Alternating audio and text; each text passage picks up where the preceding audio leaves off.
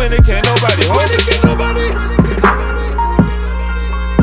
We winning, yeah. We winning, yeah. We winning, can't nobody hold me, yeah. Fam, I want to talk about Nipsey. Sandman, an article came out earlier via XXL, and it's pretty much saying that the getaway driver for Nipsey Hussle's killer claimed that he tried to go to the police, but was instantly dismissed at the desk and turned away. Now, here are the exact words. She said, when she and her mother arrived at the 77th Street station in LA, she said the woman at the front desk officer told her the car may be tied to the murder. She said that's when the officer turned her away. Saying, man, when I seen this earlier, I couldn't even believe it. I was like, nah, I'm not reading this. Now, I don't even know where to go with this one. You know what I'm saying? I don't know. I don't believe it. How could you say that? I mean, this is one of the day after the murder. So this is one of the biggest things that happened. Everybody's going to know about this, especially in the LA area. You go to the police and they turn you away.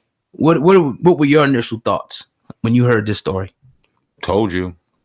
Damn. And I don't mean we don't take pleasure in that, but there's more to the story is what I mean by told you.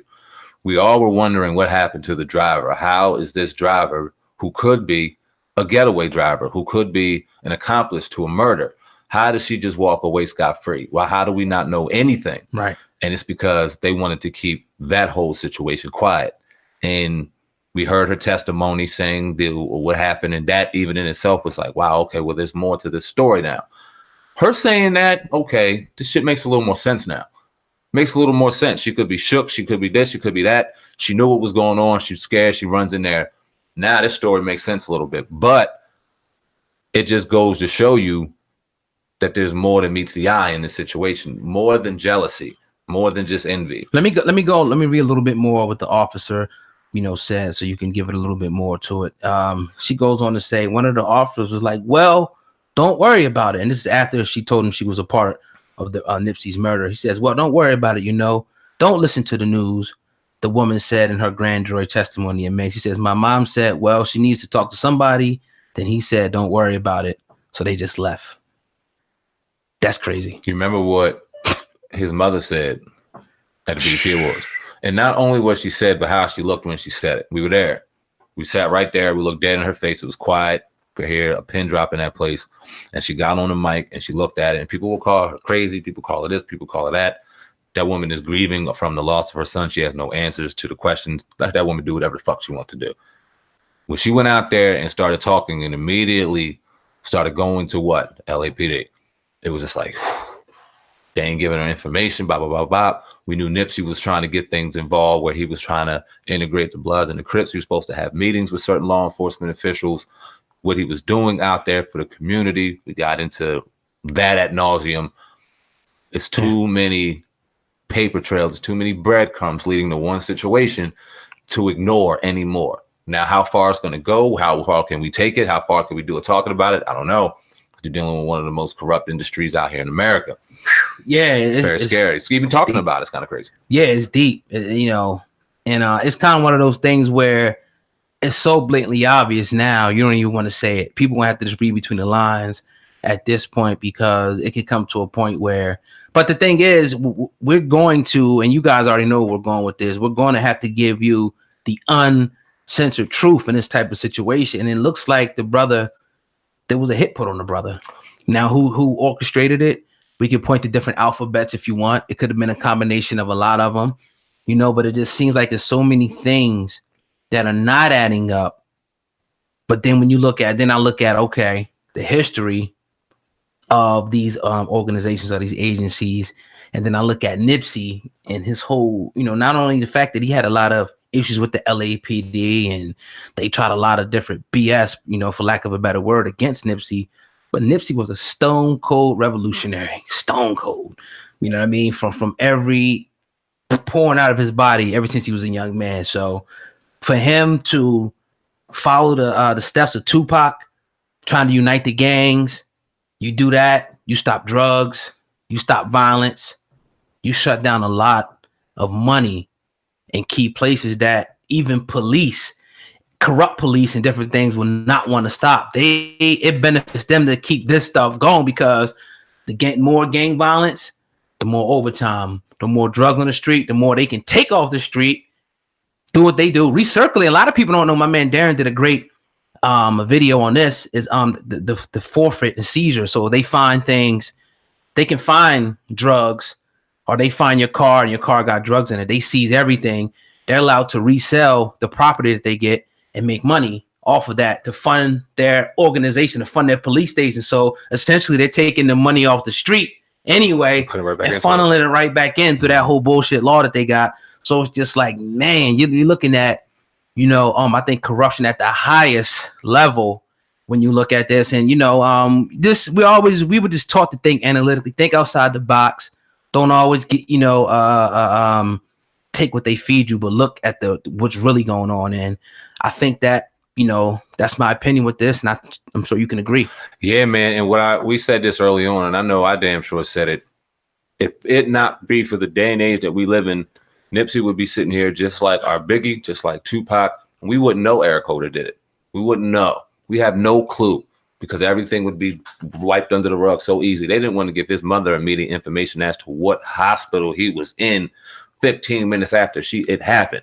She's out here consoling fans, consoling this, and this woman can't even get proper answer to where her boy is, her child. Mm-hmm. That happens to be the most influential man in that area right now, and he's down. And they know that it's for the worst. You're not giving her information. Why not? Right. Especially if he's supposed to meet the next day with officials to kind of tie the shit up and help you do your job a little better and make sure it's peace out here. Why not? You know all of this. And you turn your face and say nothing. And then the woman that was the accomplice, was the driver of the murder, this man you're looking for, walks into the police station and says, here, I have something to do with this. You tell her to leave, don't watch TV.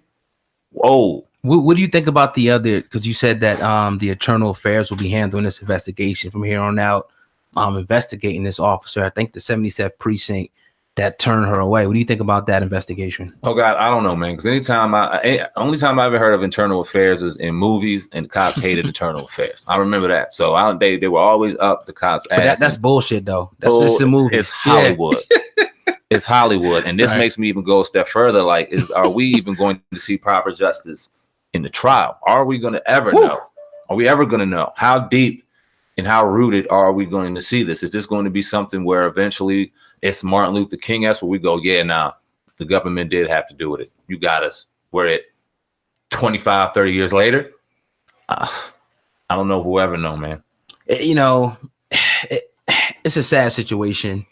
And, again, we'll just wait. The trial, I guess, will be coming up within the next year or so. We're going to be following this, but I cannot wait until we have a conclusion. So that's when the family is really going to get closure, obviously. When they hopefully, the guy who did it, which it appears to be Eric Holder from the videotape, allegedly, right? Yeah, allegedly, is convicted.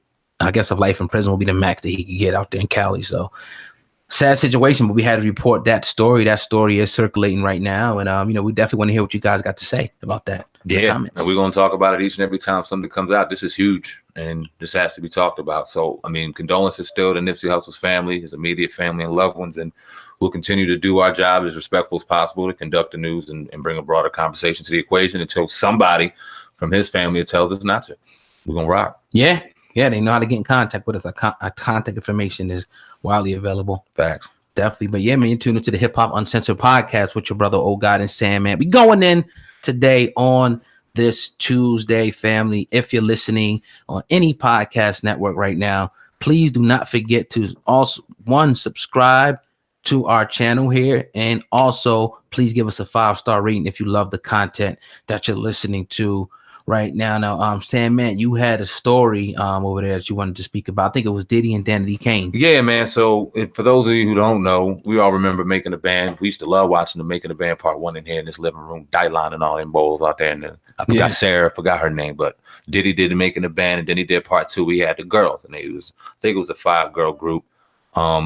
And they did their little run for a while, but they're now a 3-woman group with a couple of them still doing their thing. And they had some things to say about Diddy that weren't so good. I wanted to talk about it on the podcast. Now, they said that they accused Diddy, the 3, now Dawn Richard, Shannon Bex, and Aubrey O'Day, of slut shaming saying that he often called them ugly and said that they were too dark back when they were just getting into the industry. Now, Diddy hasn't responded to